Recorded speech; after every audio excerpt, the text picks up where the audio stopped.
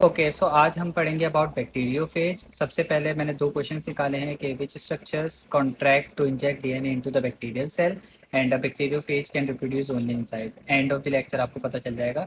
सबसे पहले बैक्टीरियोफेज होता क्या है, नाम से धोखा मत खाइएगा। It is not a bacteria at all. Bacteriophage is a virus. अच्छा, इसका नाम फिर बैक्टीरियोफेज क्यों है? इसका नाम बैक्टीरियोफेज इसलिए क्योंकि बैक्टीरिया को ईट करता है, इसी वजह से इसका नाम बैक्टीरियोफेज है। फेज मायने ईट होता है, राइट? तो बैक्टीरियोफेज। अच्छा, बैक्टीरियोफेज का स्ट्रक्चर जानना बहुत ज़रूरी है। तो ये हमारे पास बैक्टीरियोफेज का एक स्ट्रक्चर है। अगर मैं आपको जूम इन करके दिखाऊं तो ये देखिए, ये हमारे पास इसका हेड है, ब्लू ब्लू सा जो बना हुआ है, इसी को हम कैप्सिड भी बोलते हैं। ठीक है। अच्छा, उसके बाद होता है डीएनए। इसके अंदर, इस हेड के अंदर क्या मौजूद है? डीएनए, इसका जेनेटिक मटेरियल। ठीक है। अच्छा, हमेशा याद रखना, वायरस के पास या तो डीएनए होगा या फिर आरएनए होगा। दोनों चीजें एक साथ नहीं हो सकती, या डीएनए या फिर आरएनए। ठीक है। उसके बाद आ जाओ इसकी शीट। ये बहुत इंपॉर्टेंट स्ट्रक्चर है, इसकी जो शीट है ना, ये वाली, ये बहुत इंपॉर्टेंट है। आगे हम पढ़ेंगे क्यों इंपॉर्टेंट है। उसके बाद आ जाओ टेल फाइबर्स इसके पास मौजूद होते हैं, जिससे ये किसी भी बैक्टीरिया पे अटैच होगा जाकर। ठीक है। तो इसकी लाइफ साइकिल होती है, वो इस स्ट्रक्चर पे डिपेंड करती है, वो हम पढ़ते हैं सबसे पहले।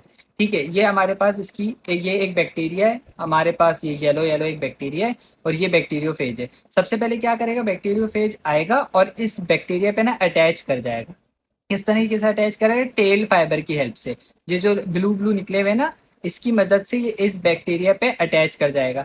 ठीक है। फिर ये हो गई पहला स्टेप, अटैचमेंट। दूसरा स्टेप होता है पेनिट्रेशन। पेनिट्रेशन आपको मतलब पता होगा कि किसी चीज में घुस जाना। तो अब ये पेनिट्रेशन कैसे होगी? ये जो शीट है ना, यहाँ पर ये बैक्टीरियोफेज के पास जो शीट है, ये बैक्टीरियोफेज की शीट करेगी कॉन्ट्रैक्ट। जैसे कि एक स्प्रिंग होता है, वो जो है वो कंप्रेस करता है। तो अब कंप्रेस करने से क्या होगा, इसका जो हेड है ना, ये इसके जो टेल फाइबर, ये हेड है, ये शीट है, और ये टेल फाइबर है। जब ये कंप्रेस करेगा, हेड उस टेल फाइबर से करीब आ जाएगा।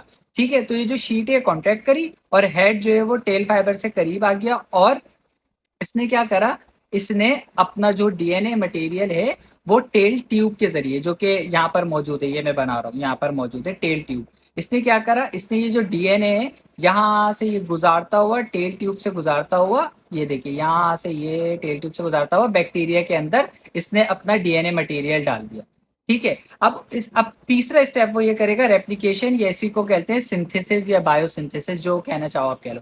अब ये क्या करेगा कि ये बहुत सारे ना अपने जो भी पार्ट्स है ना वो बनाएगा। जैसे ये देखिए, यहाँ पे ये हेड बना रहा है, यहाँ पे ये शीट बना रहा है, यहाँ पे ये टेल फाइबर बना रहा है, अपने ना बहुत सारे एक जैसे ना ये पार्ट बनाता जाएगा, बनाता जाएगा।